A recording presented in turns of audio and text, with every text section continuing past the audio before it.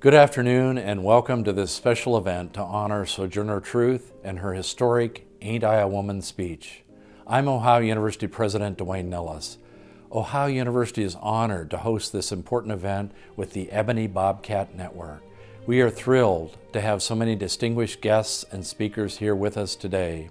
Our participants include leaders from all aspects of life from around the country, including Congresswoman Joyce Beatty. Today, you will hear these amazing individuals, and you'll also hear the moving, inspirational words of Sojourner Truth. Her words about human rights are just as important today as they were in 1851. We are proud to honor her wisdom and her legacy, and I'm thankful to be here with you today. It is now my privilege to introduce to you Valerie Biggs Hill, President of the Ohio University Ebony Bobcat Network. Welcome.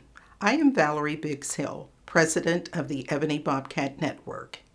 It is with great pride that I share this platform with such distinguished public servants and advocates of change. I thank and welcome them and you for joining EBN and Ohio University as we pay tribute to the 170th anniversary of Sojourner Truth's Ain't I a Woman speech delivered in Akron, Ohio. In 2010, Black alum from the 1960s met with then-President Dr. Rotary McDavis, the first African-American president of Ohio University. In that meeting, they were challenged by Dr. McDavis to establish an endowment that would provide financial support for students from our urban areas.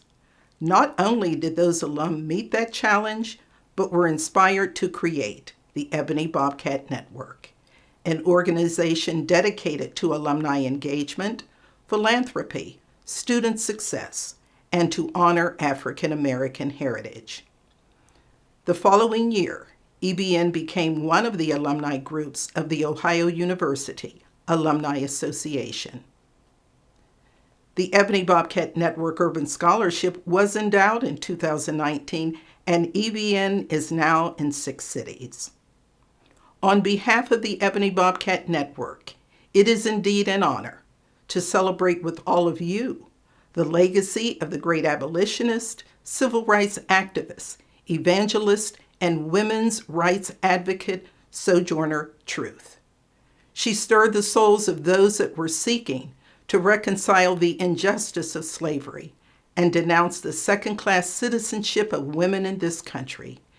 It is with a reflection on her commitment to equality, justice, and service that we encourage and look forward to your continued support as we help our students, engage our alum, and remain committed to Ohio University. In closing, this event is the vision of Tracy Carter, President of the Akron-Canton affiliate.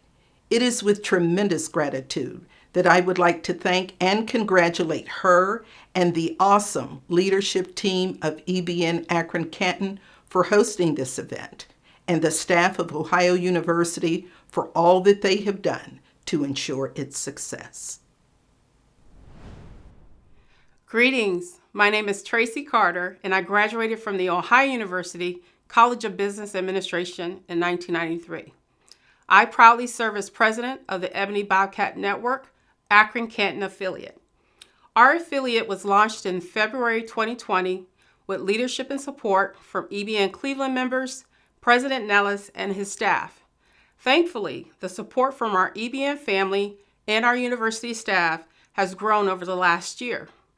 Together, we have designed a virtual presentation to celebrate a remarkable moment in Ohio and American history.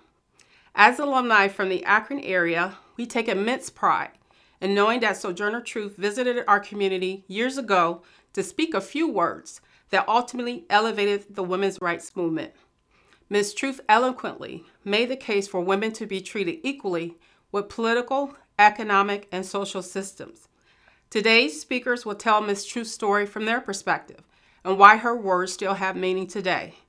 I want to thank our sponsors for partnering with our program and for providing support to the OU Ebony Bobcat Network Urban Scholarship Endowment. The endowment will forever help students who look like me from urban communities access an Ohio University education. May OU alumni and the many friends of OU we have across the nation and the world be inspired by this moment in time, because Ms. Truth's legacy lives on. Thank you for tuning in to today's presentation. Go Bobcats. In 1851, the black abolitionist and former slave Sojourner Truth spoke to a gathering of feminists in Akron, Ohio. The spontaneous speech, only a few minutes long, was a landmark moment in feminist and abolitionist history. Well, children, where there is so much racket, there must be something out of kilter. I think that twixt the Negroes of the South and the women at the North all talking about rights, the white man gonna be in a fix pretty soon. But what's all this here talking about? That man over there says that women need to be helped into carriages, and lifted over ditches, and to have the best place everywhere. Nobody ever helps me into carriages or over mud puddles. And ain't I a woman? And ain't I a woman? And ain't I a woman? And ain't I a woman? And ain't I a woman? They're the daring thoughts of one of the most powerful figures in African American history, the abolitionist and women's rights advocate, Sojourner Truth. Hello, my name is Jack Marchbanks. I serve as the Director of the Ohio Department of Transportation, and I bring you greetings on behalf of the 70th Governor of Ohio, Mike DeWine. A little known fact is that Governor DeWine was a high school history teacher before he found his calling in law and government service. So I am not the only one in his administration who has a personal passion for Ohio history. I am honored to be asked to provide brief remarks on the 170th anniversary of Sojourner Truth's legendary address to the 1851 Ohio Women's Rights Convention in Akron. It was a setting where she made her famous speech, which has since been referred to as Ain't I a Woman? Truth allegedly proclaimed, "I could work as much and eat as much as a man when I could get it, and I could bear the lash as well, and ain't I a woman? I have borne 13 children and seen most of them sold off to slavery, and when I cried out with my mother's grief, none but Jesus heard me, and ain't I a woman?" From one perspective, you can compare Sojourner Truth's 1851 speech to Martin Luther King's letter from the Birmingham jail, in which he challenged his white clergy brethren who had condemned his participation in street demonstrations. Sojourner Truth was calling out her audience of mostly white women suffragists and abolitionists with her speech. She knew most of them did not view her as their equal because she was black. Sojourner was also aware of those who questioned her gender as she stood nearly 6 feet tall and spoke in a deep contralto voice. Still, she knew she had overcome more than most human beings could survive, and she was there to declare her courage, strength, and determination to end slavery and misogyny. Truth knew her life's journey was nothing short of heroic. Born a slave in New York State in the late 18th century, some say 1797, and named Isabella Baumfree, she fled slavery on foot. She was the first black woman to sue a white man and win. She reclaimed custody of her son, Peter, who had been sold into slavery. She became a lay preacher and evangelist. Her fervent, decades-long campaign against slavery won her the admiration of President Lincoln, who invited her to the White House in 1864. As I close, one of the most visionary aspects of Truth's public advocacy was her savvy use and control of her own brand. Also in 1864, she posed in Detroit for this photograph. Photography was a brand new, astonishing technology 157 years ago, and Truth immediately realized the power of its imagery. She was an early adopter in today's terms. She sold copies of her photograph to raise money for the causes dear to her. Of the photos shown, she poetically states, "I sell the shadow to support the substance." In a human rights convention held some years afterwards, she noted in regards to the photographs that she used to be sold for other people's benefits, but now she sold herself for her own. Thank you for this opportunity to share brief remarks on the remarkable life of Sojourner Truth.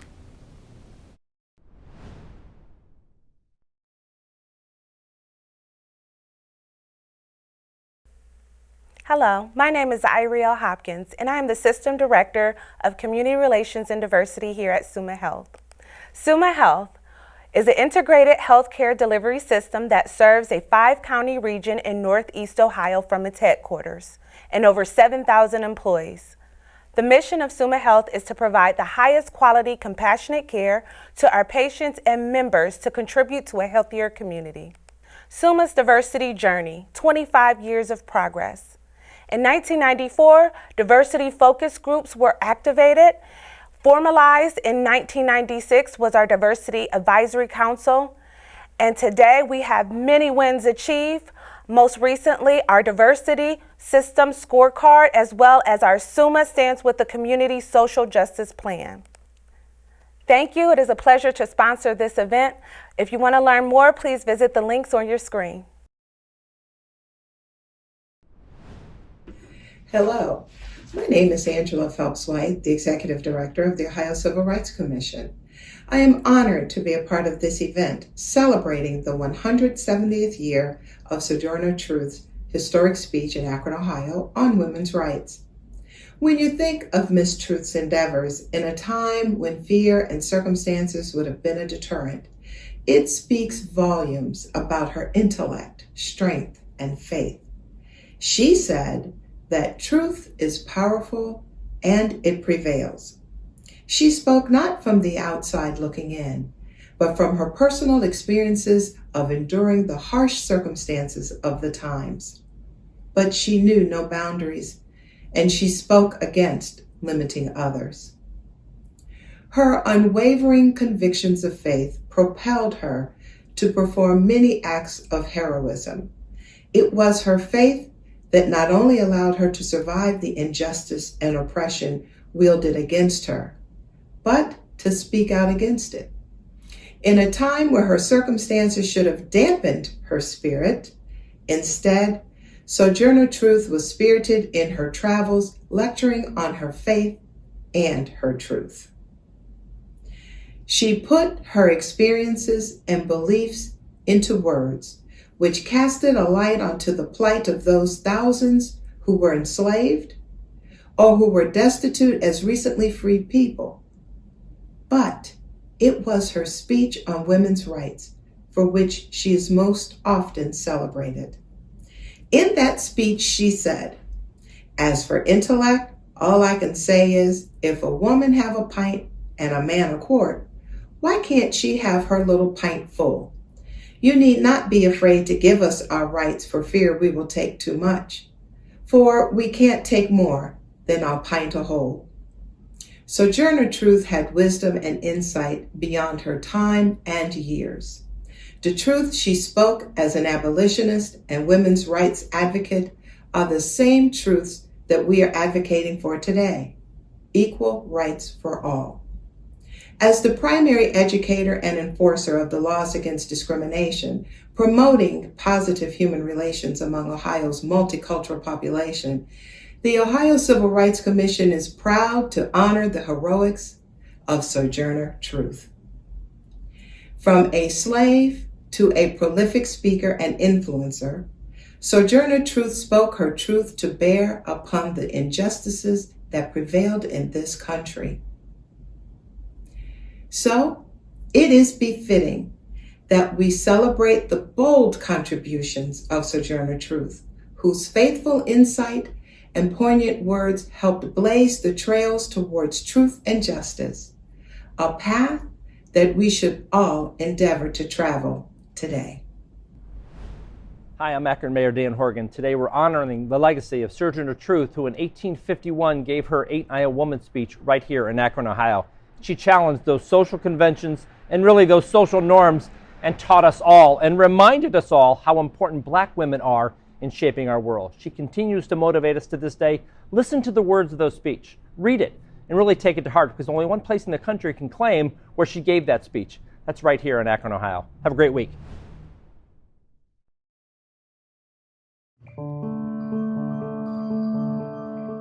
Hello, I'm Elizabeth Bartz, President and CEO of State and Federal Communications. 170 years ago, Sojourner Truth delivered her most famous speech at the Women's Rights Convention right here at this spot in Akron, Ohio. We celebrate Sojourner Truth. As she said, Truth is powerful and it prevails. State and Federal Communications is a political compliance firm covering lobbying, campaign finance, and procurement lobbying laws. We help companies do the right thing. We're also working to do the right thing in diversity, equity, and inclusion. State and Federal Communications is committed to incorporating DEI practices into its leadership activity, hiring practices, policies, and communications. The company has a DEI committee and participates in trainings. We foster DEI leadership. Federal Compliance Coordinator Gamble Hayden is the chair of the Women in Government Relations DEI Committee. Gamble and I serve on the Greater Akron Chamber's Equity and Inclusion Committee.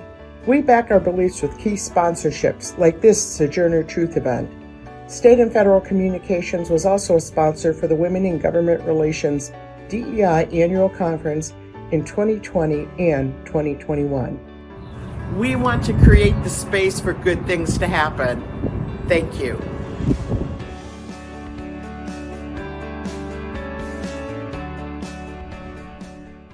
Thank you, Ohio University and President Dwayne Nellis, for hosting this special event. And thank you to the Ebony Bobcat Network, especially Valerie Briggs-Hill and my dear friend Tracy Carter, for working so hard to bring all these incredible speakers together today. It is a privilege to be a part of such an incredible group who have gathered together to honor this distinguished woman, a woman of substance, a woman who stood up for what she believed in, and a woman who altered the destiny of countless people and impacted the course of history that lives on today. Sojourner Truth started her life enslaved, and these beginnings were marred by trauma and tragedy. Yet fueled by an unshakable spirit, Sojourner escaped to freedom. She forged a path for herself, becoming one of the nation's most ardent women's rights and civil rights advocates. Sojourner found herself in Summit County in 1851 at the Ohio Women's Rights Convention. In what became her most famous speech, she is believed to have said, "I am a woman's rights." These simple words, followed by a plea for equality, resonated through the hall and later the nation. Sojourner dedicated her life to women's rights and civil rights, but sadly, she did not live to see progress in either regard. Even today, Black and brown women and men are still fighting for voting rights and civil rights. As our nation and local community confronts systemic racism, discrimination, and inequity, I wonder what Sojourner would say of today's world. She continues to speak to us through her legacy as we reflect and honor her memory. For the last 2 years, a group of dedicated Summit County women have been leading an effort to erect a Sojourner Truth statue in Akron. And so it is past time to memorialize Sojourner Truth at the site where she cemented her legacy as one of America's most important advocates for equality. Well, we are well on our way to making this statue a reality. When we pass by the statue, we will remember and pay tribute to this amazing trailblazing woman. Nationally renowned artist and Akron resident Woodrow Nash has been enlisted to sculpt the statue. And although we have received financial commitments from several philanthropic groups and individuals, we have not yet met our goal. And this is where you all come in. If you are able, please consider helping us to reach that goal. Help us further cement her legacy in our community. You can donate online at truthstatue.org. We owe so much to fearless women like Sojourner Truth. Honoring her today and in perpetuity with a statue is well overdue. To truly honor Sojourner, we should each pledge to pick up where she left off and do all we can to achieve real equality in our community and in this country. Thank you. I was born a slave in Ulster County, New York. They called me Isabella Baumfree, but after I left that house of bondage, I gave myself a new name, Sojourner Truth. Greetings, I'm Deborah Adams Simmons, Executive Editor for History and Culture at National Geographic. Last August, a 14-foot tall bronze statue depicting suffragist Sojourner Truth, along with Susan B. Anthony and Elizabeth Cady Stanton, debuted in New York City's Central Park. The monument is the first sculpture of real women installed in the park's 167-year history. The voice of Viola Davis gives us chills as she poignantly embodies Sojourner Truth, but the statue was a long journey. Truth was not originally included. Only after protests that the organizers had ignored the contributions of Black women to the suffrage movement was Sojourner Truth added. Yet she is a symbol of the Black women who toiled, remaining largely unrecognized for their contributions to the women's suffrage movement. In the June 2021 issue of National Geographic, scholar and poet Elizabeth Alexander writes about the importance of embracing an inclusive history. Head of the Mellon Foundation, Alexander is helping to reframe who gets memorialized in monuments. In 2020, the 100th anniversary of the ratification of the 19th Amendment, the contributions of Black women finally took center stage. The story of women's political activism in America and their battle for voting rights has often pivoted around the 19th Amendment. But in a powerful new work of history, Vanguard, Black Women Broke Barriers, Won the Vote, and Insisted on Equality for All, Professor Martha Jones dramatically expands that story and centers Black women in its telling. In the book, she draws out the challenges they faced and the many strategies they developed in the fight, which hold important lessons for our current moment. In this excerpt, Jones looks at Sojourner Truth, her battle to define herself on her own terms, and the narrowness of vision she had to fight in order to claim her rightful place in the suffrage movement. Jones, who has written about Black women's suffrage for National Geographic, writes, Truth's early life had been unorthodox. Born enslaved, Truth had claimed her own freedom, endured separation from her children, spent years living in a utopian free-love community, and by the 1840s had finally settled in Northampton, Massachusetts, where she embraced anti-slavery activism.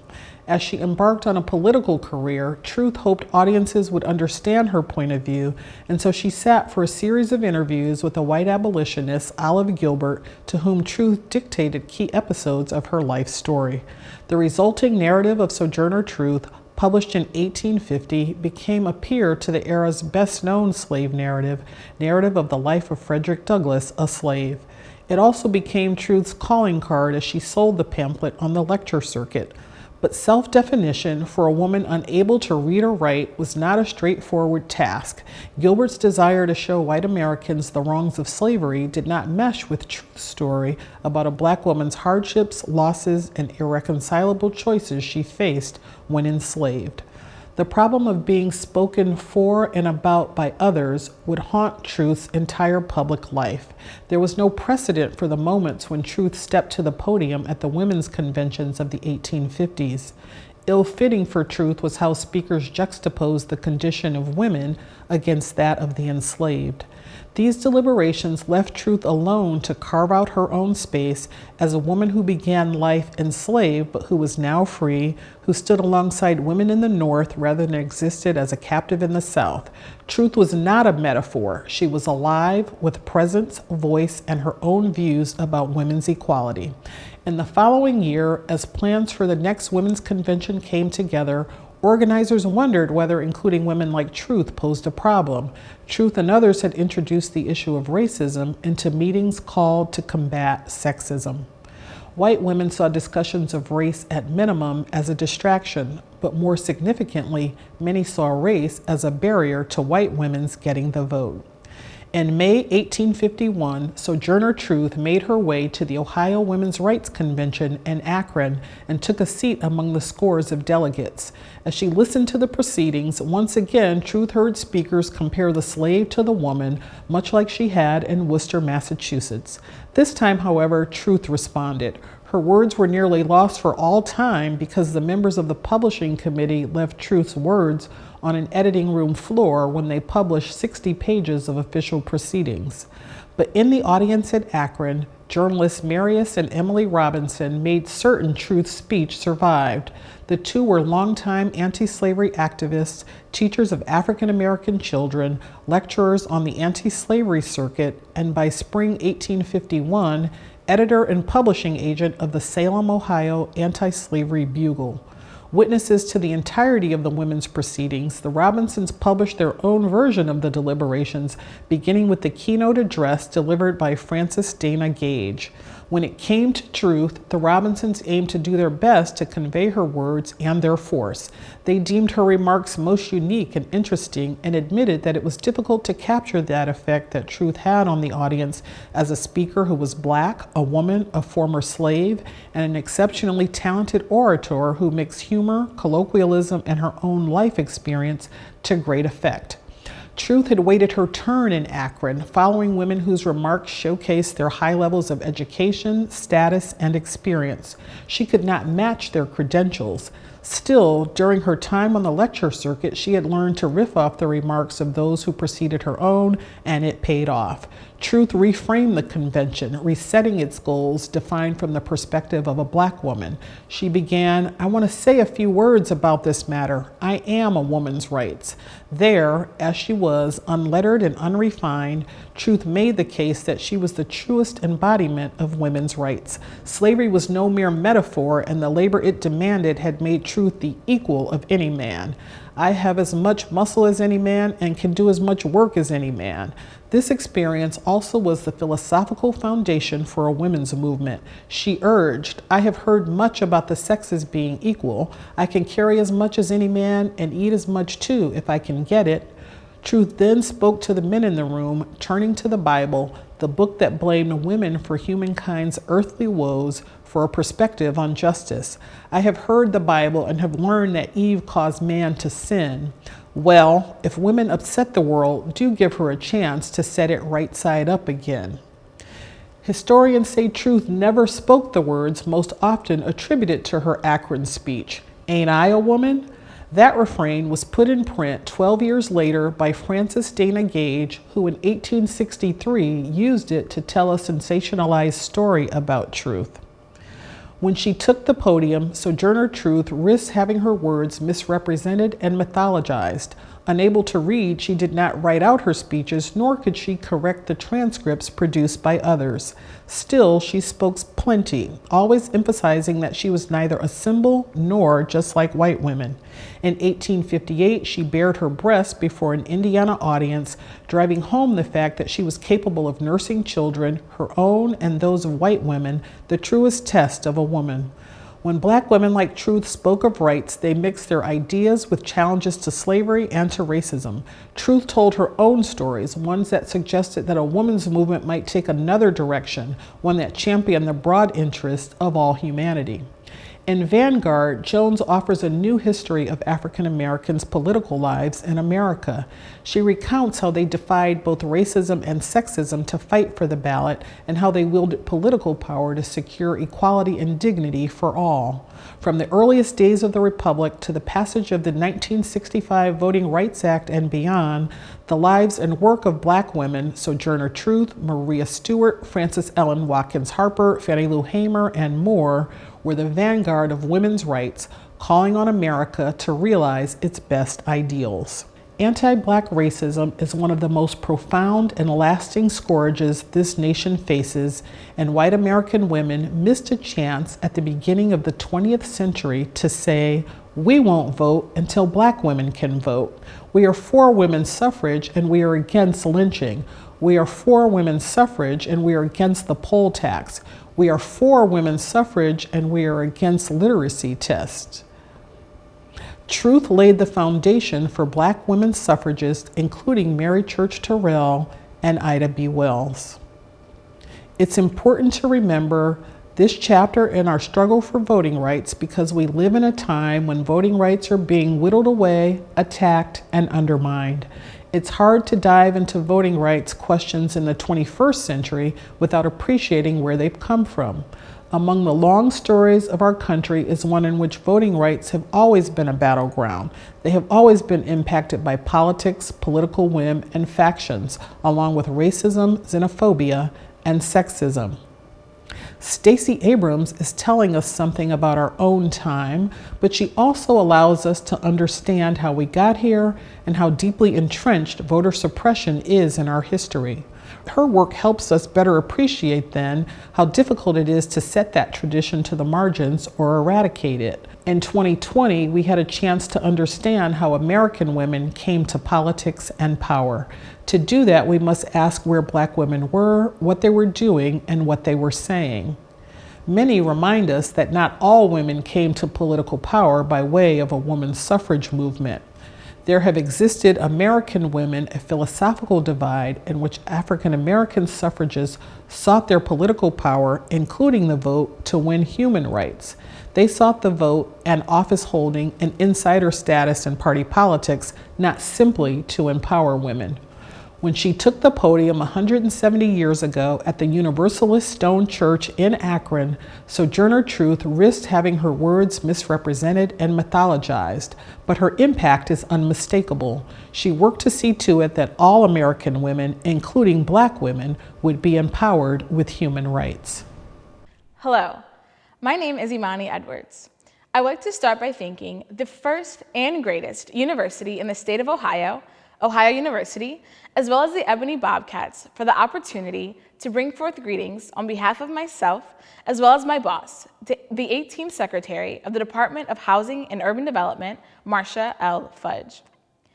Sojourner Truth was known for defying odds as a fierce civil rights leader, advocate, and for empowering those around her.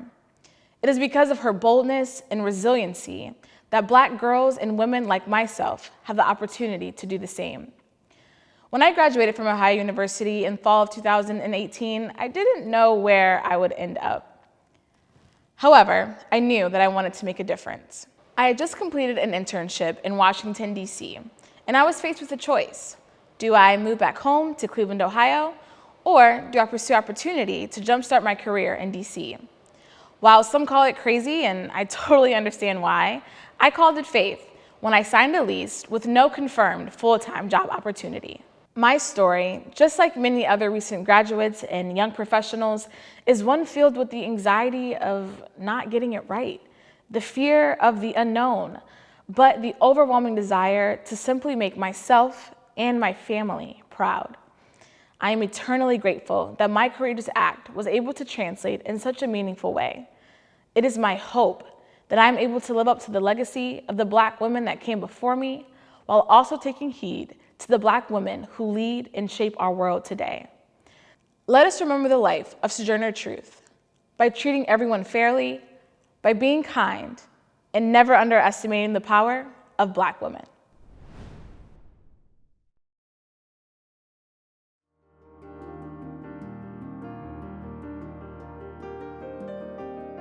Diversity and inclusion isn't something that's new to Akron Children's Hospital. We are very unique in that we were founded by women. So our foundation is built on diversity. And if you look at our three promises, one of those three promises is to turn no child away for any reason. And while that's morphed over the years, how it originated was no child would be turned away for any reason, including their race. We are a community-based organization. We know that first and foremost. Akron Children's Hospital has been at the forefront of being involved in community efforts.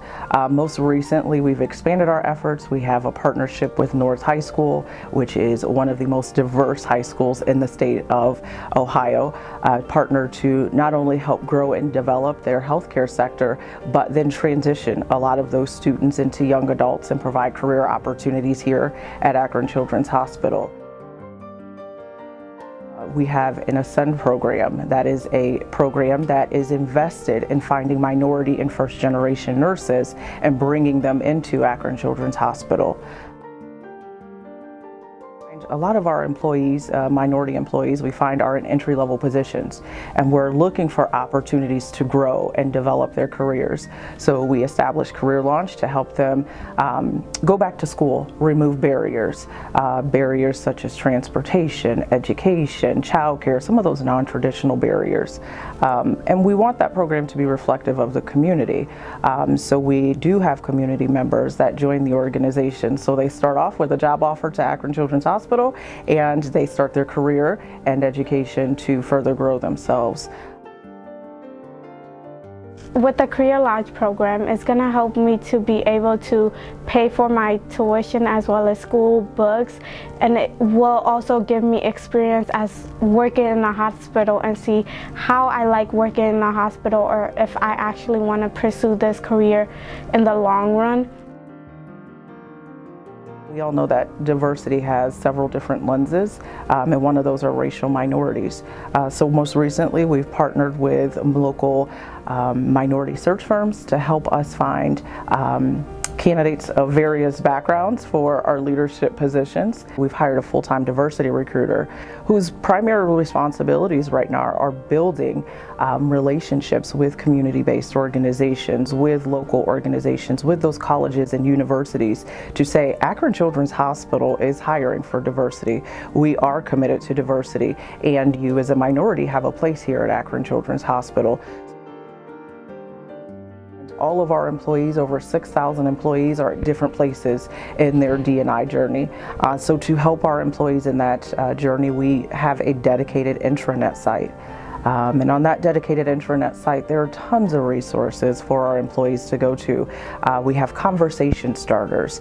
We teach our employees and allow our employees to learn how to facilitate conversation circles so that they can have those conversations to learn and grow and feel safe to ask those questions around diversity and inclusion that they may not engage in outside of the workplace. So we do have a pledge that our employees, it's completely voluntary, where our employees hold ourselves accountable to behaving certain ways when it comes to diversity and inclusion, to holding each other accountable, to asking questions and being inquisitive and wanting to learn and grow and understand about each other. So we do have that pledge posted there. We have our signatures of all of our executive team members there, and we've had over 2,000 of our employees sign off on this pledge. When we look at diversity and inclusion from Akron Children's Hospital, at Akron Children's Hospital, we look at it in two ways. This is not a top-down initiative.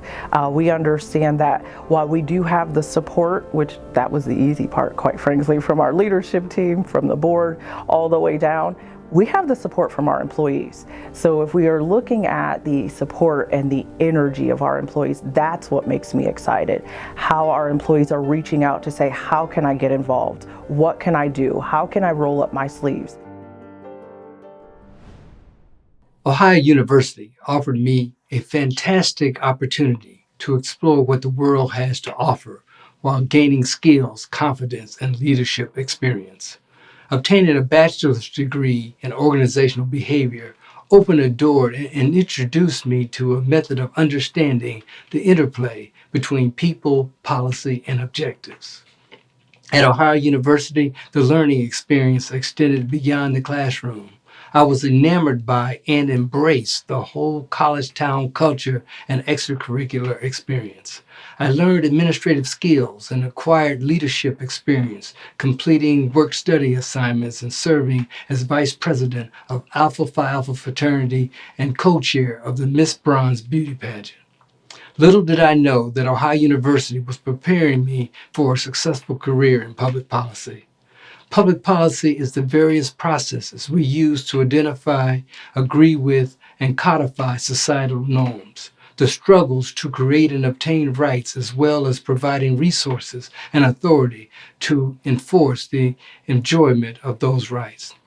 I am honored to participate in this commemoration of how Sojourner Truth's extraordinary life and profound statements promoted changes in policies and practices to overcome adversities, inequities, and injustice.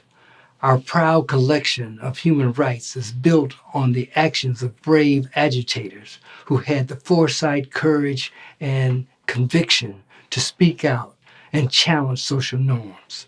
Sojourner Truth was one of the first voices to address the inequity that women and minorities experience. Sojourner Truth's efforts and the efforts of other brave advocates resulted in the adoption of policies that establish and enforce better lives for us all.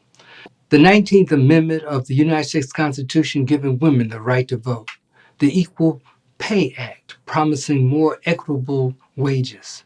Title VII prohibiting employment discrimination. And Title IX prohibits sex discrimination in education programs. These are just a few of the policies that were championed by brave and determined advocates like Sojourner Truth. I have the special privilege to introduce a friend of mine, one of our contemporary champions, United States Congresswoman Joyce Beatty. Congresswoman Beatty was our minority leader when we served together in the Ohio House of Representatives. She was the first female Democratic House leader in Ohio's history, an extraordinary legislator, serving in the 3rd Congressional District since 2013. In the tradition of Sojourner Truth, Congresswoman Beatty has the insight and courage to propose progressive policies to advance the interests of constituents in her district and citizens across these United States.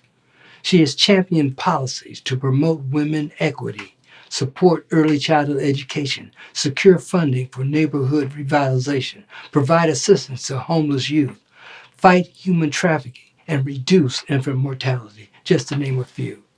A sought-after public speaker who has won numerous awards, including honorary doctorate degrees from Ohio Dominion University and Central State University. She was named one of Ebony Magazine's 150 most powerful African Americans. She serves on the exclusive House Committee on Financial Services and chairs the powerful Congressional Black Caucus. It is my honor to introduce my friend, an American public policy champion, Congresswoman Joyce Beatty. Thank you, Senator Vernon Sykes, for all that you do for this nation and the great state of Ohio, and for your generous introduction. In honor of celebrating the legacy of Sojourner Truth, I will share that historic Ain't I a Woman speech that she delivered 170 years ago in Akron, Ohio. Well, children, where there is much racket, there must be something out of kilter. I think that twixt the Negroes of the South and the women of the North, all talking about rights, the white men will be in a fix pretty soon. But what's all this here talking about? That man over there says that women need to be helped into carriages and lifted over ditches and to have the best place everywhere. Nobody ever helps me into carriages or over mud puddles or gives me any best place. And ain't I a woman? Look at me. Look at my arms. I have plowed, planted, and gathered into the barns. And no man can head me. And ain't I a woman? I could work as much and eat as much as a man when I could get it, and bear the lashes well. And ain't I a woman? I have bore 13 children and seen most all sold off to slavery. And when I cried out with my mother's grief, none but Jesus heard me.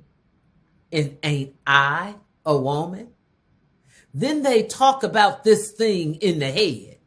What's this they call it? Intellect. That's it, honey. What's that got to do with women's rights or Negroes' rights? If my cup won't hold but a pint and yours holds a quart, wouldn't you be mean not to let me have my little half measure full? Then that little man in black there, he says women can't have as much rights as men because Christ wasn't a woman. Where did your Christ come from? Where did your Christ come from? From God and a woman. Man had nothing to do with him. If the first woman God ever made was strong enough to turn the world upside down all alone, these women together ought to be able to turn it back and get it right side up again. And now they is asking to do it. The men better let them.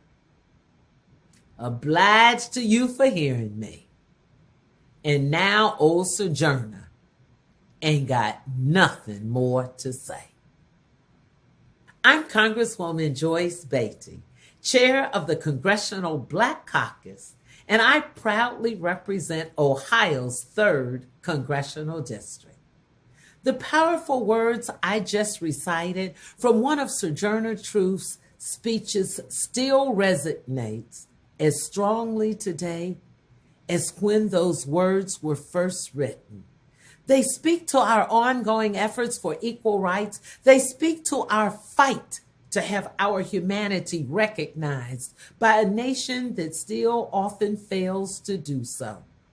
As chair of the Congressional Black Caucus, which represents 57 Black members from across the country, I work every day to uplift the voices of people of color, especially those Black Americans, and to advocate for the rights and needs of our community. And let me tell you, it is a constant battle as we fight systemic racism, as we fight for the George Floyd Justice in Policing Act and the John Lewis Voting Rights Act.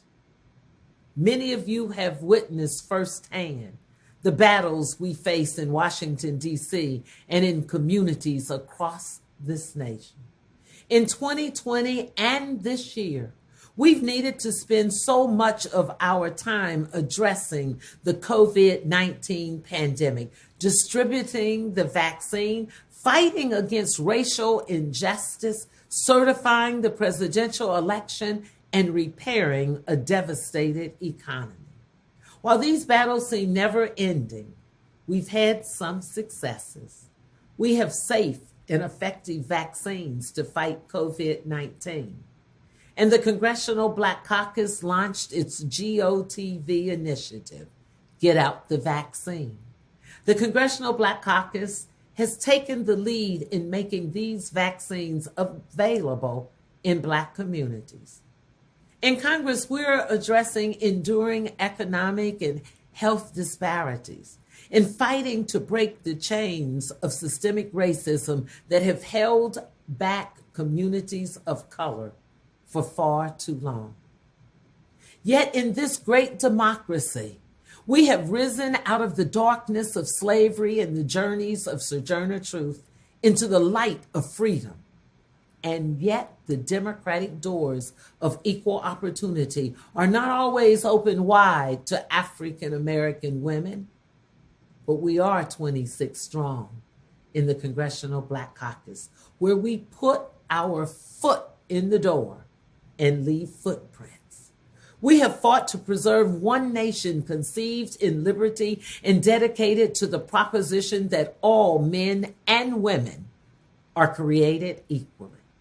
We are living in a time of death, damage, destruction, and despair that is unprecedented, unanticipated, and yes, unexplainable. We are in a time in our life that our women, children, and families are struggling with many economic, healthcare, childcare, and housing challenges and inequities in our justice system. Sojourner Truth taught us about having courage in the face of inequality, oppression, prejudice, and fear.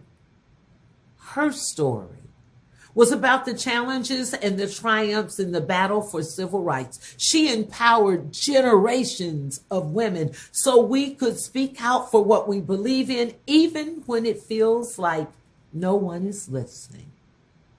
Despite life's detours, we are destined for greatness.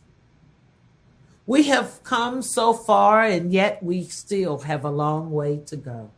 We should never rest in our quest for inclusiveness, and we must realize that diversity does not mean one, it means many. We are making a difference as Black women, women in positions of power, women in the White House, Vice President Kamala Harris, women in the financial services and the STEM and the medical field and the science field, chairing powerful committees like the Financial Services Committee, and where I serve as the first ever Diversity and Inclusion Subcommittee Chairwoman. The power and spirit of Sojourner lives in the Congress today.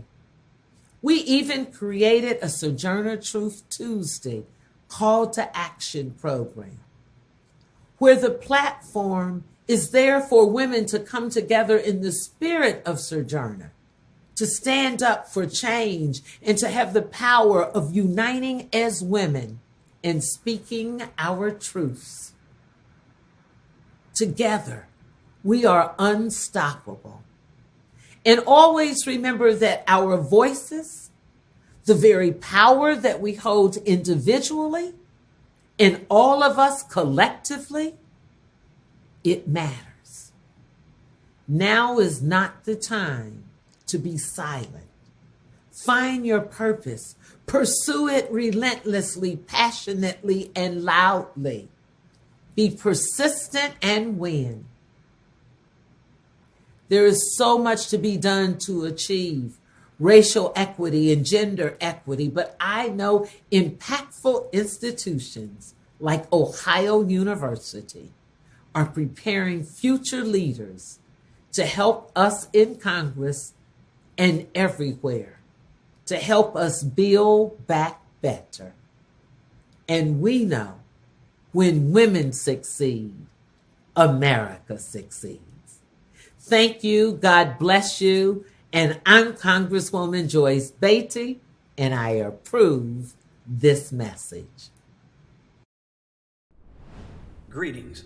My name is Brandon R. Scarborough, and I am the proud founder and executive director of Dreams Academy, located right here in Akron, Ohio.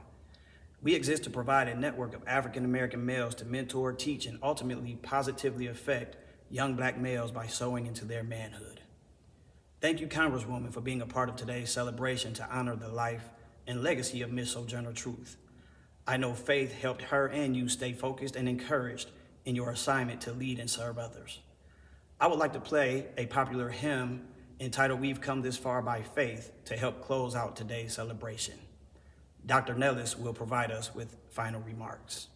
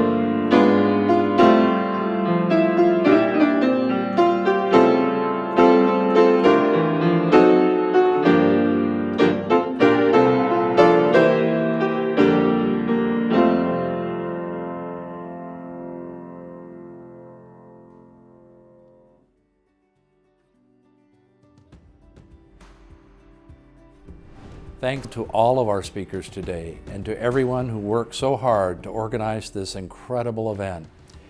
1851 was a long time ago, but we can see that Sojourner Truth's words still have purpose and meaning today. We have so much work ahead of us, and it really is up to each of us to do our part. Ohio University is committed to diversity, inclusion, and equity, and we're dedicated to working with our partners toward a more just, equitable, diverse, and inclusive society. We cannot stand by and hope for change. We must each work to enact change, and I know that today's events will help us work toward a better tomorrow. I also want to thank all of the sponsors of today's event, especially the Ebony Bobcat Network. This organization supports our students through the Ohio University Urban Scholars Program, the Ebony Bobcat Network Urban Scholars Program Endowment, and other initiatives. I'm so proud of the alumni in our Ebony Bobcat Network, and I'm grateful for their dedication to our students. Supporters of the Ebony Bobcat Network and Ohio University help to provide scholarships and create incredible learning opportunities. They also make it possible for Ohio University to create important programs such as today's event. We are grateful for the support we receive from alumni around the world, and I want you to know that you are making a positive difference in the lives of our students. Thank you for your support, and thank you once again to each of you for being here today.